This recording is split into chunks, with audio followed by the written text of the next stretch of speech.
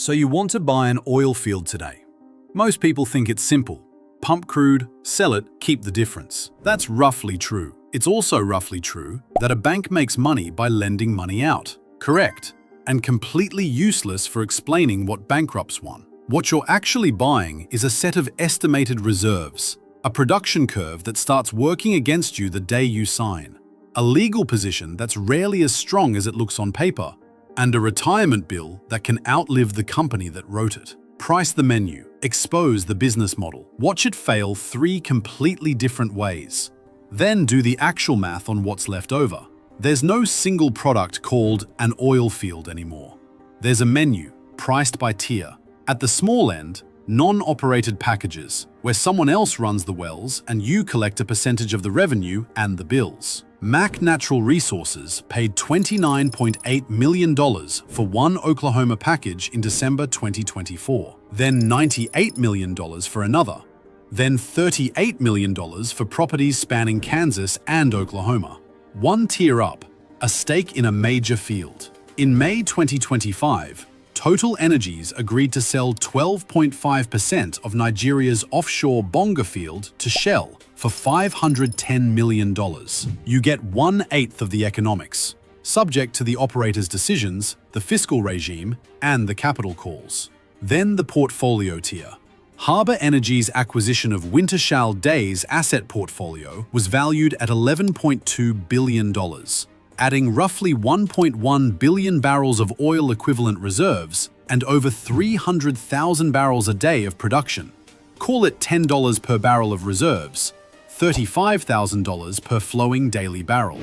And at the top, basin-scale corporate ownership. ExxonMobil's 2023 agreement to acquire Pioneer Natural Resources valued the company at $59.5 billion. $30 million buys you mature wells and someone else's tired decline curve. $500 million buys a minority slice of a major field with institutional-grade data. $11 billion, or $60 billion, buys reserves, staff, tax attributes, and an inventory of wells nobody's drilled yet. The asset gets more sophisticated at every tier.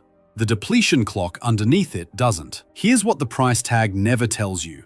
Ownership comes in 2 percentages, and they're rarely the same number. Your working interest is the share of costs you pay. Your net revenue interest is the share of revenue you actually collect, after royalties. Own a 100% working interest on a lease with a 20% royalty, and you pay 100% of the drilling, labor, workovers, and insurance, and collect 80% of the revenue. That missing 20% gets paid before your profit is even calculated. Outside the United States, you may not own the resource at all. Under a concession, the operator takes title to the oil and pays royalty and tax on it. Under a production sharing contract, the state keeps ownership permanently.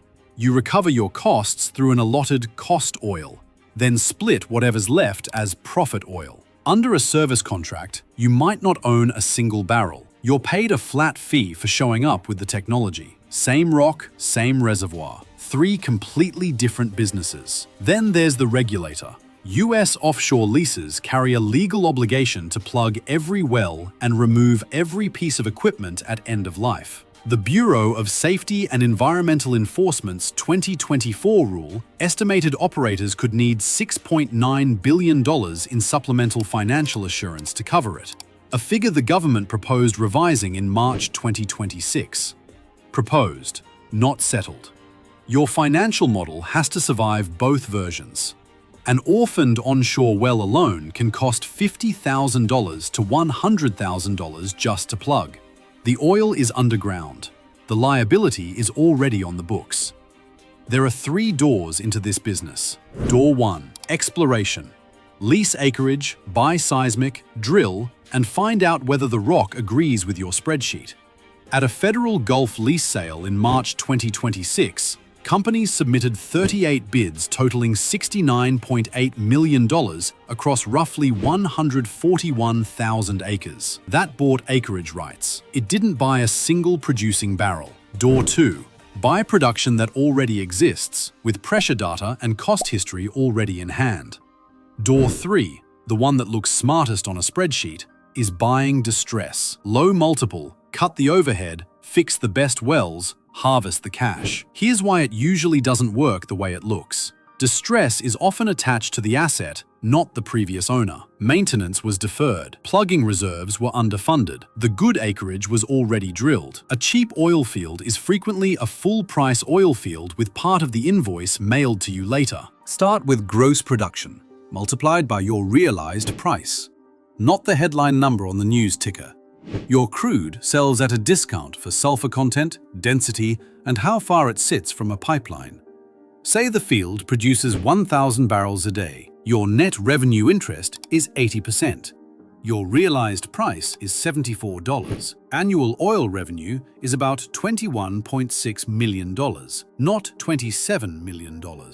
Royalties, notice the difference. Now subtract production tax, gathering, transport, lease operating expense, workovers, overhead, and the capital required just to slow the decline. How do buyers actually value the reserves? Public producers report a benchmark called PV10, the present value of proved reserve cash flows discounted at a flat 10% before overhead, debt service, or income tax. It's useful for comparing companies. It is not the purchase price. A real buyer applies their own price deck, their own discount rate, and their own probability weighting on the barrels that aren't proven yet. Here's the mechanism underneath all of it. Decline. Conventional fields decline at roughly 5.6% a year on average globally. Supergiants decline slower, about 2.7%. Deep offshore fields decline faster, around 10.3%. Shale is the least patient of all. Without continuous new drilling capital, tight oil production can fall more than 35% in a single year. That's the clock that started the day you signed. A shale operator isn't just producing oil, it's continuously buying replacement production with new capital, which is how a company reports record output and disappointing free cash flow in the same quarter. The headline celebrates volume. The cash flow statement remembers the replacement bill.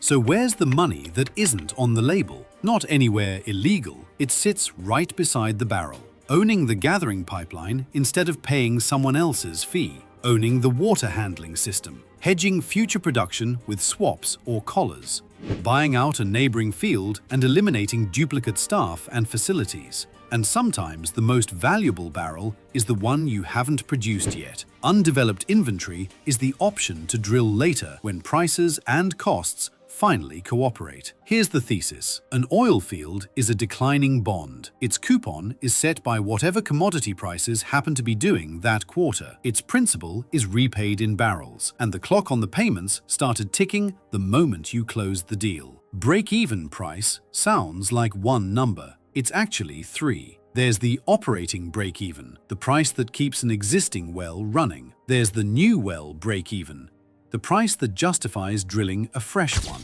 And there's the corporate break-even, the price that covers all of that, plus interest, overhead, and whatever management promised shareholders. In the Dallas Fed's March 2026 executive survey, the operating break-even for existing wells ran about $34 a barrel in the Permian, Delaware, $40 in the Eagle Ford, $42 in the Permian Midland. The new well break-even, the number that decides whether anyone drills, ran $62 to $70 across those same basins. That gap is the entire business. At $55 oil, an existing well keeps generating cash while a brand new well destroys value. Production continues. Drilling slows. The field quietly shrinks. The line item bill underneath all of it never takes a quarter off. Electricity, chemicals, saltwater disposal, trucking, insurance, workovers. A single failed pump or a burst tubing string can erase months of margin on a marginal well, and none of it asks whether crude had a good month. Then, eventually, the abandonment bill arrives. Plugging, removing the facilities, restoring the site, filing the paperwork. The final barrel it produces does not pay the final bill. The first failure mode is physical. On April 20th, 2010, the Macondo well blew out, destroying the Deepwater Horizon rig and killing 11 workers. By 2015, The US government's civil settlement with BP was worth $20.8 billion. By 2018, BP's total spill-related costs had climbed to roughly $65 billion from one well.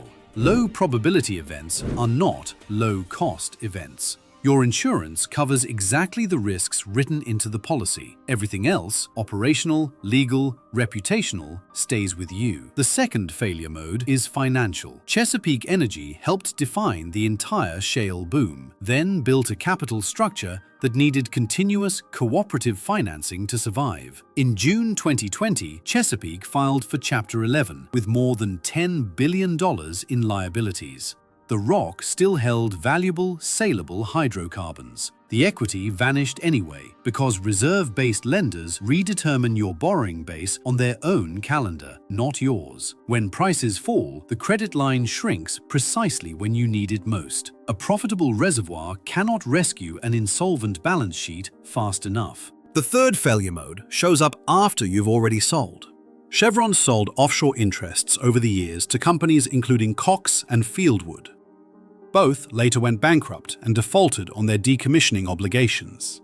Chevron booked roughly $1.9 billion in losses tied to those defaults in a single quarter of 2023, about 80% of it from Cox alone. You can sell the field, you cannot always sell the history attached to it. Abandonment liability can travel backward through the chain of title the moment the current owner can't pay. The buyer offering the highest price is occasionally the buyer with the least money left over for decommissioning. Funny coincidence. The industry's favorite character is the wildcatter, the one who reads the geology first, leases cheap, drills aggressively, and gets rich when the reservoir proves the thesis.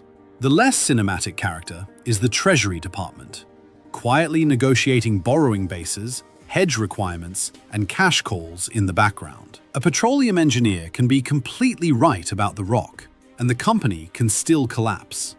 Because debt matures first, hedges expire, or service costs rise faster than production does. The best operator isn't the one who finds the most oil. It's the one who matches spending to cash flow, reserves to debt maturity, and drilling plans to what happens if prices fall. The field manager thinks in barrels per day. The lender thinks in discounted reserves. The royalty owner thinks in gross revenue. The regulator thinks in eventual abandonment. The equity holder gets whatever's left after all four have finished invoicing.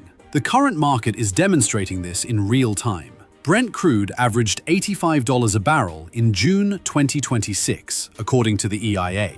1 month later, the agency's own forecast for the third quarter had dropped to $74, a $27 swing inside a single forecast cycle.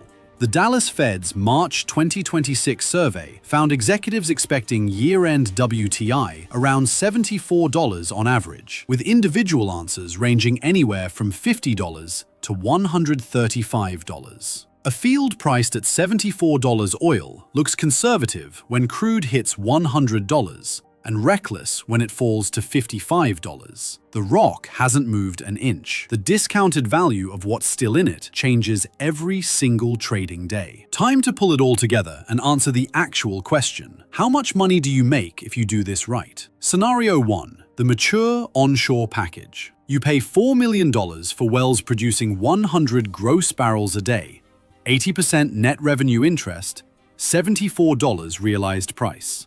Revenue, about $2.16 million. Operating costs at $34 a barrel, plus overhead and a plugging reserve, about $1.54 million. Cash profit, roughly $620,000 a year. A 6.5-year payback before financing or decline. Drop the price to $55, and that profit falls to around $70,000. The well kept producing. The profit almost didn't survive. Scenario 2. The shale program. $60 million spent on acreage and wells, generating $40 million in year 1 revenue. Operations, transport, taxes, and replacement drilling eat $34 million of it. Cash profit, $6 million, a 10-year payback on paper. Except shale output can fall more than 35% in 12 months without continuous reinvestment. That 10-year payback isn't a clock. It's a treadmill you have to keep running just to stay in place. Scenario 3. The offshore minority stake. $500 million for 10,000 net barrels a day. At $74 oil, revenue is roughly $270 million. After operations, royalties, taxes, and decommissioning reserves, cash profit lands around $50 million, a 10-year payback. Push oil to $90, and most of that extra revenue drops straight to cash flow, because the platform's already built and paid for. Drop it to $55, and revenue falls by nearly $70 million. The stable, long-life asset turns out to be stable mainly in its ability to keep sending you invoices. So yes, you can own an oil field. You're not buying oil, you're buying a countdown clock that started the day you signed, with a working pump sitting on top of it to remind you it's still running.